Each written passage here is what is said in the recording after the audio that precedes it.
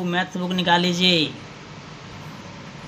आज हम पढ़ेंगे बीजगणित अलजेब्रा अध्याय 2।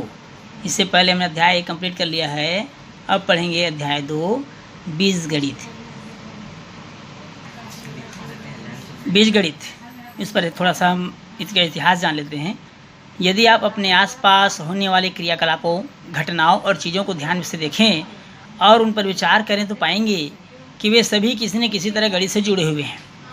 खरीद फरोख्त करना हो या कोई चीज़ बनानी हो, अपनी दिनचर्या तय करनी हो या कोई बड़ी योजना बनानी हो, तो हर जगह हम गणित का उपयोग करते ही हैं किसी न किसी रूप में। गणित का जीवन से यह जुड़ाव आज की बात नहीं है। इंसानी सभ्यता के विकास के साथ साथ ही गणित की विकास यात्रा भी लगातार जारी है। इस विकास यात्रा में मनुष्य ने संख्याओं के साथ साथ व्यापक संकेतों का इस्तेमाल करके समस्याओं का हल ढूंढने की कोशिश की। ऐसी कोशिशों से ही गणित की उस शाखा का जन्म हुआ जिससे हम आज बीजगणित कहते हैं अथवा बीजगणित के नाम से जानते हैं। बीजगणित के आधुनिक संकेतवाद का विकास कुछ शताब्दी पूर्व से ही प्रारंभ हुआ है, परंतु समीकरण को हल करने की समस्या बहुत पुरानी है। ईसा से 2000 वर्ष पूर्व लोग अटकल लगाकर समीकरणों को हल करते थे। बीजगणित को संकेतों के रूप में व्यक्त करने की परंपरा क्रमशः विकसित हुई। अनुमान है कि ईसा पूर्व 300 से 250 ईस्वी के आसपास बीजगणित आम बोलचाल की भाषा में वर्णित किया जाता था। जैसे x + 1 = 2 को कहना किसी संख्या में 1 जोड़ने पर 2 प्राप्त होता है। लगभग 250 ईस्वी से डायोफेंटस की अरिथमेटिका में कुछ आशुलिपिक संकेतों का प्रयोग दिखाई पड़ता है। ऐसी बातें ब्रह्मगुप्त ने ब्रह्मस्फुट सिद्धांत में लिखी है। इसके बारे में अध्याय में हम चर्चा कर चुके हैं। उक्त उदाहरण को इस समय ऐसा लिखा जाता था जैसे x में जब 1 जोड़ते हैं तब 2 प्राप्त होता है, अर्थात x + 1 = 2। 1600 ईस्वी के बाद चरों और स्थिर संख्याओं को संकेतों के रूप में लिखा जाने लगा। जैसे x + 1 = 2 को व्यापक रूप में हम इस तरह से लिख सकते हैं ax + b = c, जहाँ x चर है और a b c स्थिर संख्याएं हैं। तो इस तरह से हम कह सकते हैं कि बीजगणित का विकास शुरू हुआ और हमारे बीच एक समीकरण के रूप में उपस्थित हुआ, जिसको हम एक समस्यात्मक प्रश्न कह सकते हैं, या इसको हम कह सकते हैं कि समस्याओं को कैसे हम समीकरण बना करके सरल तरीके से हल करें। तो चलिए चलते हैं प्रश्नावली की ओर। इस प्रश्नावली में हम सबसे पहले पढ़ेंगे वास्तविक संख्याएं। वास्तविक संख्याओं में आपका परिमेय और अपरिमेय संख्या आती है, रियल नंबर्स, रेशनल और इरेशनल नंबर्स। तो सबसे पहले हम जानेंगे परिमेय संख्या क्या है। परिमेय संख्या को हम p/q के रूप में व्यक्त कर सकते हैं, जिसमें p अंश है और q हर है। लेकिन ध्यान ये रखना है कि q 0 के बराबर ना हो। जैसे 1/2 एक परिमेय संख्या है, 0/1 भी एक परिमेय संख्या है, लेकिन 1/0 क्योंकि हर 0 के बराबर हो गया, इसलिए यह परिमेय संख्या नहीं होगी। अपरिमेय संख्याएं, इसका सबसे बेस्ट उदाहरण है पाई, क्योंकि पाई का मान 22/7 होता है, तो हम उसको भिन्न नहीं कर सकते, परिमेय संख्या नहीं कर सकते, क्योंकि पाई का मान 22/7 जो है काल्पनिक है।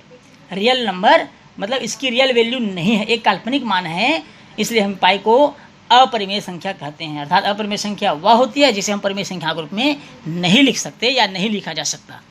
फिर आता है रियल नंबर, वास्तविक संख्याएं। वास्तविक संख्याओं में धनात्मक परिमेय भी आता है और ऋणात्मक परिमेय भी आता है, या ये भी कह सकते हैं कि धनात्मक संख्याएं, ऋणात्मक संख्याएं जिससे हम व्यक्त करते हैं, वो चाहे धनात्मक हो या ऋणात्मक हो, वो सभी संख्याएं जिसमें शून्य भी शामिल है वास्तविक संख्याएं कहलाती है। जैसे हम उदाहरण के तौर पर कर सकते हैं ऋण 4, ऋण 3, ऋण 2 और शून्य है 1, 2, 3। इस तरह की संख्याएं चाहे अंडर रूट में ही हो या अंडर रूट में ना हो, सभी संख्याएं रियल नंबर कही जाती है। अब हम प्रश्नावली 2.1 देखते हैं। इस प्रश्नावली में लिखा हुआ है कि निम्नलिखित कथनों के लिए उदाहरण दीजिए।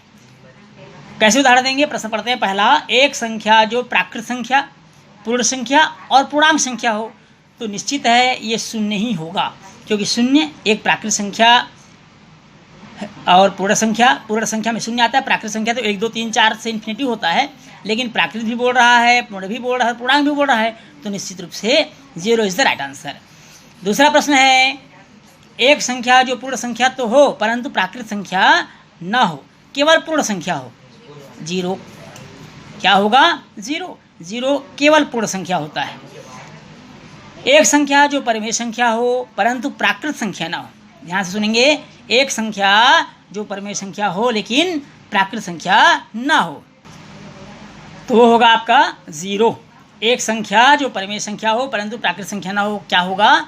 0 होगा। एक बार और हम प्रश्नों को देखते हैं। पहला प्रश्न था, एक संख्या जो प्राकृत संख्या, पूर्ण संख्या और पूर्णांक संख्या हो वो होगा 1, 1। दूसरा था, एक संख्या जो पूर्ण संख्या हो परंतु प्राकृत संख्या ना हो वो होगा 0। और तीसरा था, एक संख्या जो परिमेय संख्या हो परंतु प्राकृत संख्या ना हो वो होगा आपका 0। इस तरह से हम इन तीनों प्रश्नों का उदाहरण लिख सकते हैं। अब हम चलते हैं प्रश्न क्रमांक दूसरा।